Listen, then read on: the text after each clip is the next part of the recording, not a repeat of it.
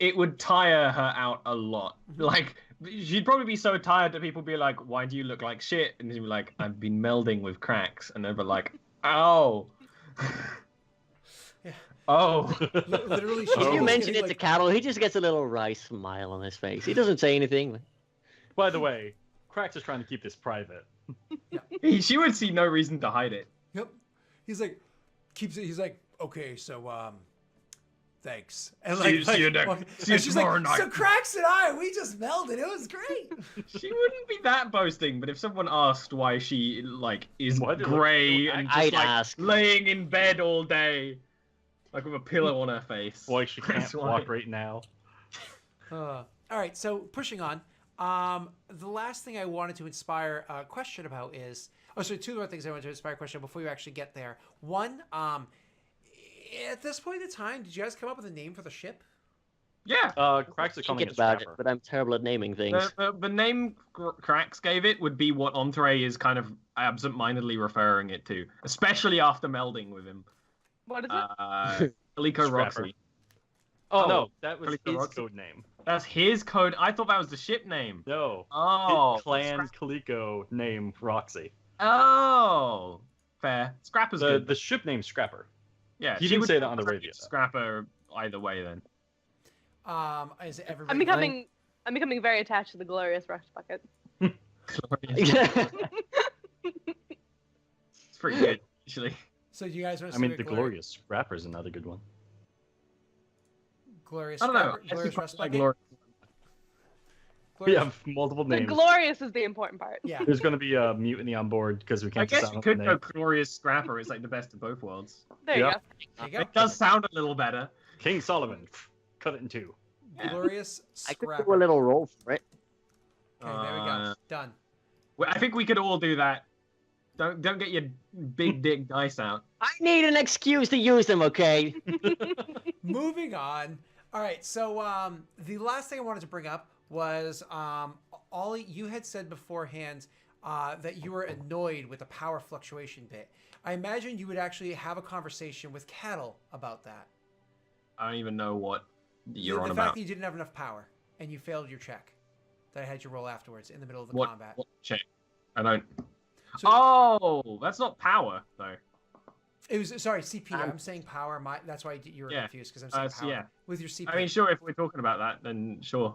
Command points. Yes. Yeah. Command points. So we talk to Cattle about that, and Cattle would also be allowed to make a lore intelligence check. And I then- think Cracks would also get in on this because he wants to fire all the fucking guns. Rust bucket, by the way. Well, I did a I'll roll get for to you it. afterwards. Let's go Cattle It's first. glorious scrap. We decided we King Solomon it. Glorious Scrapper. Oh, got my back. Do a law roll, old yeah. cattle. Do a lower roll. Ha ha. So it's funny because we're in space. Unfortunately, you didn't have any answers to the problem either. So I imagine a few days later, just kind of like thinking about it and not being able to come up with an answer, you would go and speak to the person that handles the power fluctuations and stuff like that themselves. You could actually go and speak to Winnie, and because Cracks is spending most of his time, if he's not melding minds with Entree. I'm getting it. It just takes a moment to remember it every time. With Entree, he's actually with Winnie too, so he can get it in at this point. So you have the conversation with her about the power fluxes, and both of you guys can make me a roll as well. This is, again, lore intelligence. That works. Except one of the things that Winnie knows, because she's seen ships that have them beforehand, is that you guys can actually get a secondary VI. It's a system that you can build into the ship itself that acts almost like a secondary crew member, somebody that can fill in gaps if need be when people aren't there, but certainly can also help to generate a single command point. It's a VI that you can get installed into the ship. It does take up a small amount of system space or whatever it is. You can worry about that when you get there. But this VI does allow you to generate extra CP. So you guys can do things. It helps to, flow of power levels and auto-targeting and so on and so forth. So when he comes to realize this, those things, depending on the quality of them, can be expensive or very fucking expensive. So just something to keep in mind. Winnie, I don't know if you want to phrase that in character to them.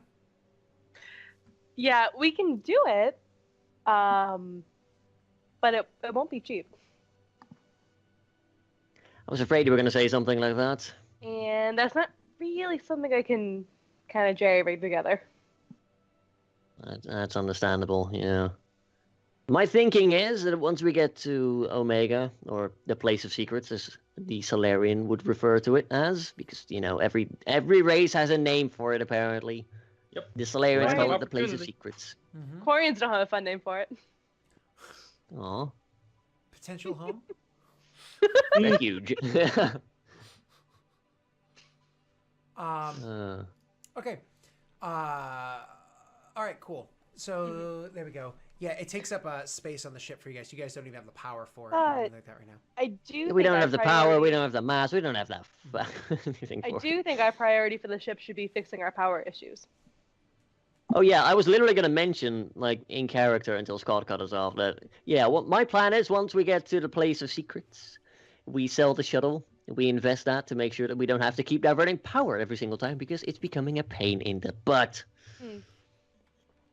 Okay. So We'll have enough money for it. Cattle, are you suffering from pains of the butt? I can easily do a medical check.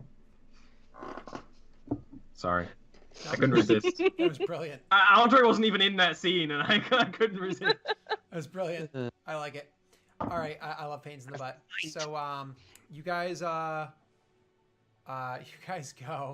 Sorry, I was just looking at the link Frank posted. So you guys go and make your way finally to the Omega Station. All those conversations had, all that stuff taken care of. The glorious scrapper, the everything else that you need to do, how it is that you can fix your power problems, blah, blah, blah, blah, blah.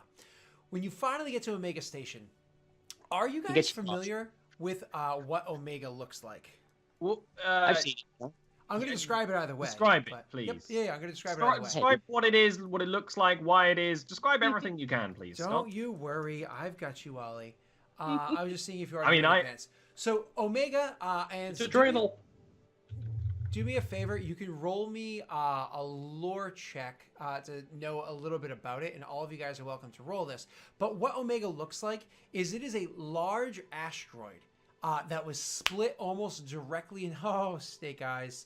Oh, jeez. So it is a large Andre doesn't know what Omega is. asteroid. Yeah, to be You fair. don't even know that it's that was split what the directly authority in for it half, is. and it has a whole bunch of systems, a whole bunch of like structures and whatnot building off of it and off of each other, so on and so forth, in a long giant cylinder building downwards, as well as sensors and mining material coming out in other cylinders coming off of it in such a way that it literally looks like a jellyfish. So with the large asteroid being the cap or the crown of the jellyfish, and the huge spike coming down almost being like a spine to it, it looks like a huge jellyfish just floating there in space. As for your lore checks, nobody has a clue as to how this came about, what it is, so on and so forth, except for Entre. You actually did hear a rumor of where this came from. I don't know anything about it. Mine now got a 1, right? Yeah, Oh, is yeah, that? Am I finish. getting knowledge because of the 1? Okay, thanks. Let him You're welcome. finish. So actually, you do know what this is. It is believed that the station, the reason why it's the way it is, you believe that this is an old station left behind by the Protheans from a long time ago. However, something happened when the Protheans disappeared. Something happens that all of the souls of the Protheans left behind were stuck here. And those Protheans almost like haunts the station and give it this evil aura. Such an evil aura that it leads to the corruption of anybody that spends too much time there, which is why it's known to be such a destitute of like horrors and evil things happening. You genuinely believe the place is haunted by spirits in such a way it'll corrupt you by spending too much time there. Actually, Scott, Entre would never believe in spirits. She is so religious on the faith of Asari, where you get recycled back into the universe and reborn. Well, she would never believe in the concept of ghosts. Except maybe they weren't recycled properly. They weren't recycled. Okay. Probably because It's of just like Prothean leftover technology energy. or whatever's inside of it. I mean, it I is guess you known- can explain it with techno voodoo. It has such extreme deposits of Ezo inside this place. It's where one of the Biotic Ezo ghosts. So it could be biotic energies or whatever it is that's stopping them from being able to be Good released. old biotics. Yep. All-purpose plot glue. I got you. There's a Ollie. Bermuda Triangle somewhere in there. So as you guys are approaching the Omega station, which is again lots of fun, I want to say the different names because I know you guys have mentioned them one at a time, but to say them all together, let's see. Do I have the names written here? It should be. It's pretty far down though. Yeah. Where are you? The names. They're so fun.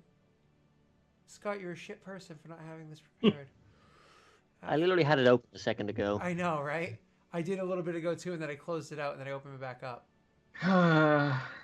Here it is. Okay, so humans refer to it just simply as Omega, right? The Asari translated to as the heart of evil, which is plays into what Atre believes. The Solarians call it the place of secrets, which is, also helps with the Krogan name in his mind.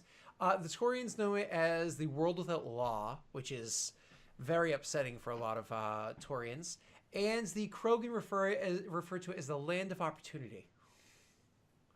So, all that being said, you guys are approaching the station. As soon as you as soon as you get within the system of the station and within a number of light years away, a couple of light years away, you already can see its long-range scanners picking up the details on your ship. Do you try to hide anything on your ship from these long-range scanners? Or do you just allow the Omega to do its full checks of your ship? Would it be smart to hide stuff from them? I don't think so. I think it's one of those things where if you try and be extra shifty, it would probably raise more suspicion. They'll just blow you out the sky. Mm-hmm. Whereas if you behave, even if something's weird, they might be like, okay, just we'll look the other way if you hand us like a bunch of seeds. I imagine this is almost an in-game thing where the systems are going on. Cattle kind of says, "Should I try to?" And Atre, who's strangely enough has the second most information about this place, Cattle having the most. She just has some misinformation about Well, as soon as we get into the system, something I did want to be like, Atre would straight up take Cattle aside and be like, "You're taking us to the heart of evil? I thought you were taking us to somewhere called Omega. Why would we ever go here? Why would we be interested in selling our cargo here? This is a place of evil. There's nothing good has ever happened in the goddess's name here." Well, see, that's the thing. There's a lot of people here who aren't perhaps the best people around. But that also means that this is the best place to sell an obviously stolen Alliance military shuttle. There are a lot of people there that aren't alive. What? I, for one, don't feel entirely comfortable going to Omega. It doesn't seem like such a land of opportunity just because people get killed there a lot doesn't mean it's haunted. No, we'll see about that, Catalolan. We'll see. I mean, you feel free to stay on the ship if you want. I don't plan on staying there for long. I do have some contacts I wish to put down. If it's meant to be such an evil place, perhaps there is one or two things I can do there. She'll sit down, tap away. Now you have my attention. Okay. So you guys have this little conversation, and you've obviously expressed your concerns. You allow them to just run scanners of the ship. Once you get to the mid-range, more scanners go. I allow them to scan whatever. And then once you're up in close range and whatnot, they're doing full scans to you. And then you kind of have the commands pop up that for you to request docking. You put the request in, and they just accept it almost immediately. And you're able to go and dock into part of it. Nice. So you are able to go and dock, and because of the fact that you do have a smaller frigate for a ship, you can actually get pretty decent docking. You can get further up into the station, so you don't have to worry about being way down at the periphery. You can be closer to where the action is, as it were, as you go and dock the ship there. Now, as soon as you dock the ship there, you always, with everywhere else, have two options. One, leave your systems 100% to themselves, so on and so forth. Or two, sync your atmosphere, because you're a smaller ship. Sync your atmosphere with their atmosphere so that it's more or less you can kind of refuel for very cheap just by taking their atmosphere into yours. Atre would suggest that we do not take their atmosphere into our ship, please. One, she just spent all that time trying to get the atmosphere in this ship to be suitable. And two, it's ghost atmosphere. There's ghosts in that air. Not exactly the way she'd word it, but I maybe if like Winnie suggested maybe we should do that, she'd be like, no. Would there be like? I imagine this will like slightly add to the restocking cost of the ship or whatever if we like keep it to ourselves. Yeah, or exactly. It's just slightly more expensive, but it's nothing crazy. Seeing Entree's distress at the whole like, oh, there's ghosts in there. I'll humor her for once. I'll put her at relative ease, given that we're still in the heart of evil. Okay, awesome. So you guys do get ready, and you, of course, it's one of those. If you're in the Citadel, maybe not. If you were in other places, maybe not. But because you're going on to Omega Station, you're 100% armed and armored. Going out onto the station. And alert at all moments. And alert at all moments. Who's staying on the ship and who is leaving it? I am definitely going. I am bringing Cracks, whether he likes it or not, because I am still the captain, damn it! Okay. Also, I have a feeling he'd love it here. Yes. Scott, would I be able to maintain the mods on those guns before we all went off? Since we're not like flying around the ship anymore, could I power up that workbench and if you touch them up? You could, but it would take you. How long does it take to do a mod? Does it say on there? I can't remember. Or is it like a day?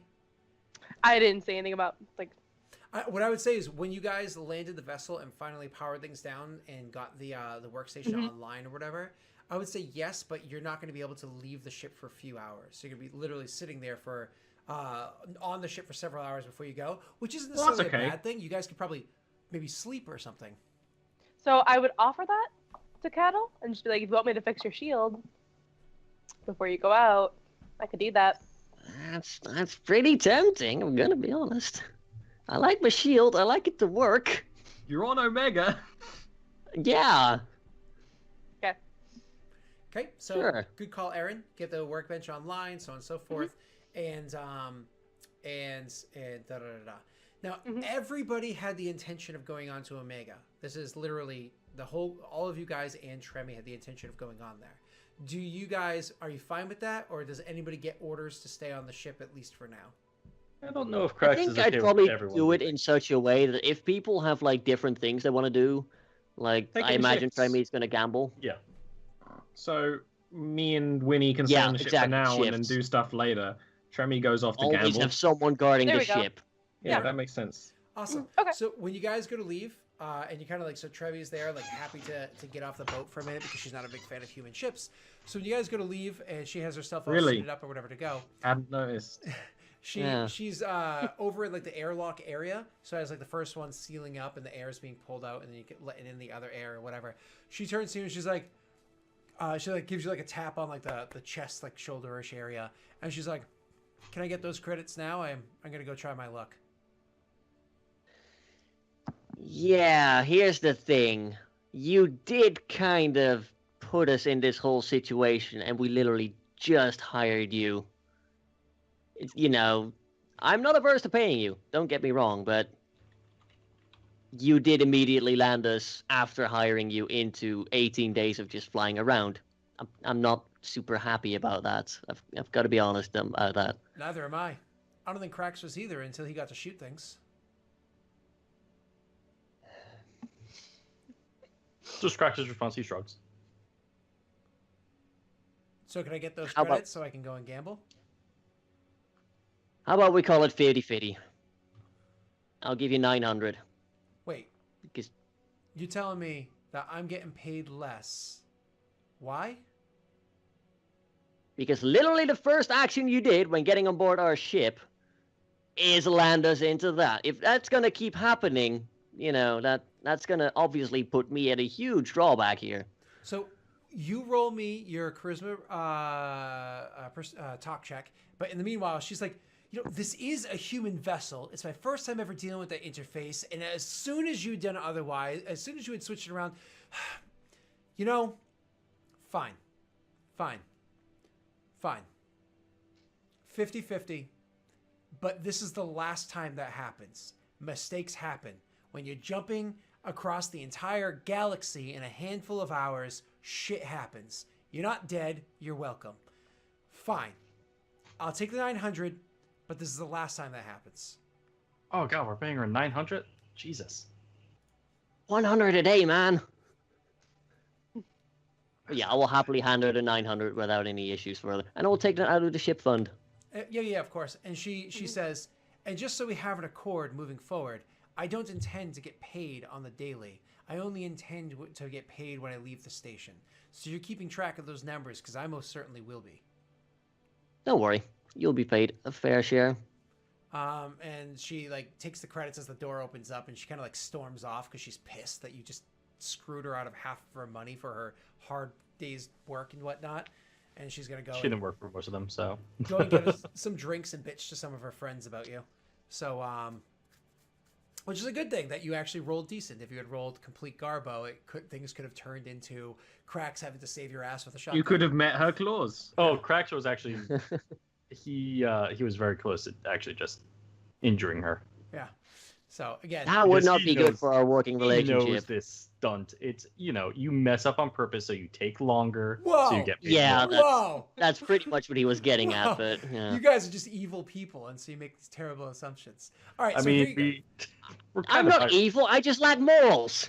That's a completely different thing. When the door opens up and she walks past, the first thing she does when she walks past is literally, as the door opens up, there are two Vorcha standing right there with weapons out but not aimed directly at you, looking into the tube to see who's coming out. And as she walks past, she hard shoulders into one of the Vorcha to like make it stumble backwards and out of the way. Now, you might be thinking to yourself, what is a Vorcha? What the hell did she just shoulder into to get past? Well, the way that a Vorcha looks is almost like a bipedal bat creature sans the wings with its skin flipped inside out. So it has almost like this goopy, slimy look to it, the texture of its skin. It can be anywhere between a bright neon yellow to a deep burnt orange or brownish texture to it, and various other colors can exist as well. They have these bat-like faces with these strange teeth that come out of it. They have these elongated ears, tend to be covered in scars and burn marks and injuries just because of the kind of life that they live. They're really fucking dumb. Like really fucking dumb. Like Krogan get a -2 intelligence just because of their apathy and over emotion when it comes to things. But like they're genuinely really stupid. And so when the door opens up, they're probably thinking like, oh, let's see if we can rob the people coming through. And then all of a sudden a Taurian comes walking by and shoulders one so hard it goes stumbling backwards and into a wall. It's like, and she goes storming past them. The other one watched that happen and kind of like pulls out its gun to shoot at her. But like as he pulls out his gun to shoot at her, somebody else that sees her walking by pulls out a gun and literally shoots that Vorcha in the head, leaving it lying there dead on the ground, and then goes walking after Tremi to maybe have a conversation with her, or who knows what the situation may be. That leaves the other Vorcha still standing there, kind of seeing his friends with a hole in his head lying on the ground, leaning itself off the wall, looking around like what the fuck to do. Cracks, what do you do in this scenario? Battering ram. They didn't even do anything. We just kept like, brum. No, they were intent on robbing us. That's the only reason you would ever show up at. Yeah, I imagine I and you would be following. So yeah. So, since we don't have a spell commander or anything like that, just gonna post that in for everyone to see. And Woo! Really gotta do spell cards for the shit. Yeah. So let's see. Gotta read the roll again. Sorry, it's been like a week. No, you're fine. For most of this can be challenged, but for Krogan, yada. 10 meters, that's easy range. Attack roll is +2, which makes it a 0 for mine. So let me just roll unarmed Reno. And if you miss, you're just gonna auto hit anyways. Oh. Yeah. You did it as a skill check as opposed to an attack roll? Oh, whoops, sorry. Yeah. It's weird. Whoopsie. I hit the wrong one. It's like, oh, yeah, it's right there. Oh, beautiful. You hit anyways. Gorgeous. Dead. So, yep, you go rushing at the thing, you hit it, do your damage. Oh, wait. I think that's actually 21 because it didn't apply the plus or the 0. It's doing a -2 on it. You're fine. So, do you damage? Yes, I will. This poor Vorcha. So you come rushing into the guy. So describe your battering ram effect. Because remember, he already bumped into the wall and pushed himself back off of the wall. Is he? Because she shouldered him.